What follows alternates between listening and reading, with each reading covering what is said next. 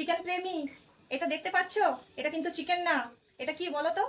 এটা হচ্ছে soybean chilli. যারা চিকেন খাও না তাদের জন্য বলি আমি, এই সয়াবিন চিলিটা একবার ট্রাই করতে পারো। এতটাই টেস্টি হয় আমি বলে বোঝাতে পারবো না, তোমরা একবার বানিয়ে খেয়ে দেখো। তো চলুন কিভাবে বানালাম। 10 টাকাওয়ালা সয়াবিন প্যাকেট, যে নিউট্রিলা প্যাকেটটা হয়, বড় দানাটা আমি 10 মিনিট আগে ভিজিয়ে রেখেছিলাম। এটা এখন বসে ভালো করে নিচড়ে আমি বার করে নেব। এই যে এইভাবে ভালো করে জলটা এর বার করে দেবো। হাতের সাহায্যে ভালো করে চেপে চেপে জলটা আমি বার করে দেবো, একদম শুকনো করে দেবো।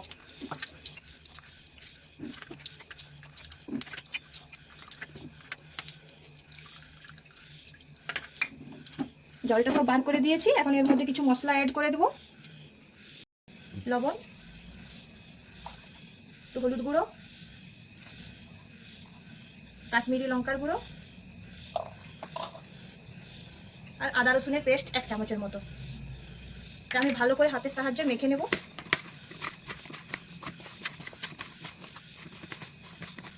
এই যে ভালোভাবে মেখে নিয়েছি। এখন এর মধ্যে আমি 2 চামচ কর্নফ্লোর,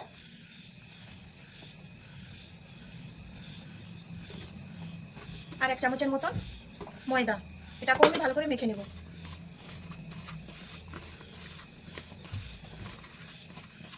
এটার মধ্যে আর জল, কোনো রকমের আমি জল মেশাবো না, এইভাবেই শুকনো শুকনো করে মেখে নেব, তাহলে ছাড়তে এটা তেলে সুবিধা হবে।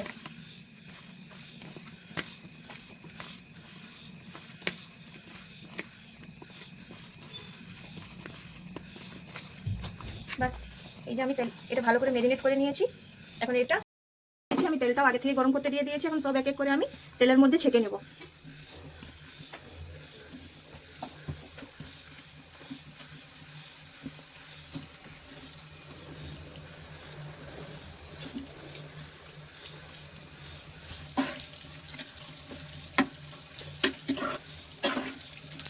ভালোভাবে উল্টে পাল্টে আমি লাল লাল করে এটা ভেজে নেব তেলের মধ্যে।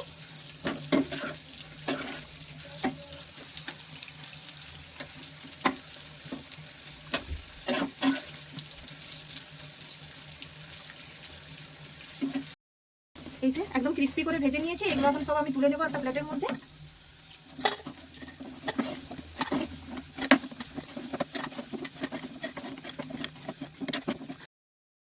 চিলিটা বানানোর জন্য এখানে নিয়েছি আমি পেঁয়াজ কেটে নিয়েছি একটা মিডিয়াম সাইজের, এরকম স্লাইস স্লাইস ভাবে।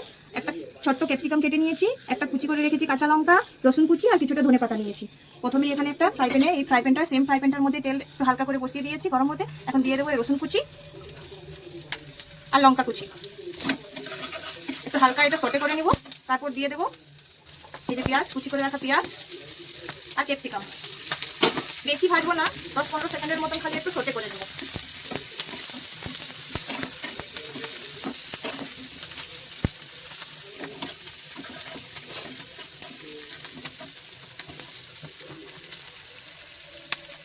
হালকা একটু লবণ দিয়ে দেবো।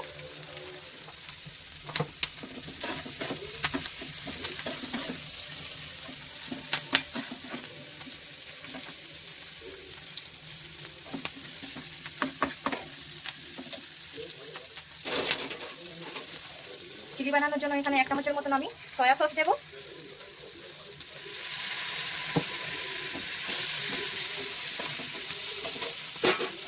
এই যে 2 চামচ আমি গ্রিন চিলি সস নিয়েছি।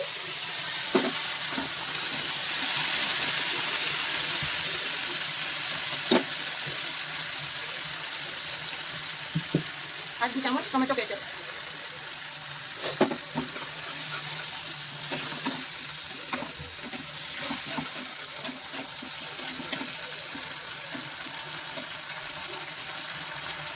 এখানে আমি একটু অ্যাড করবো রেড চিলি পাউডার কালারের জন্য।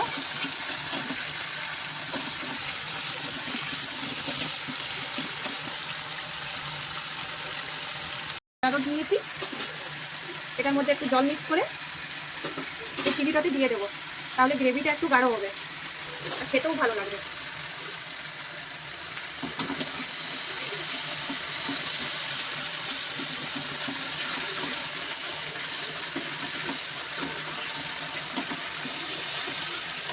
সামান্য একটু জল দেবো।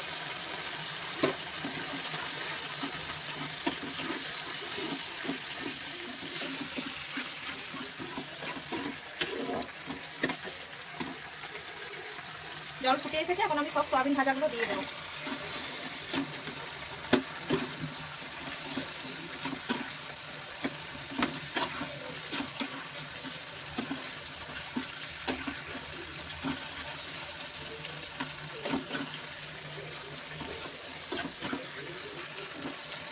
বাস সয়াবিন চিলি রেডি হয়ে গেছে। এটা এখন আর বেশি ভাজবো না, নাহলে সয়াবিনের যে ক্রিসপিনেসটা আছে ওটা চলে যাবে। এটা গরম গরমই সার্ভ করবো। গ্যাসের ফ্লেমটা এখন অফ করে দেবো। এই দেখুন সয়াবিন চিলিটা কি সুন্দর দেখতে হয়েছে, যেমনি দেখতে তেমনি খেতেও ভালো হয়।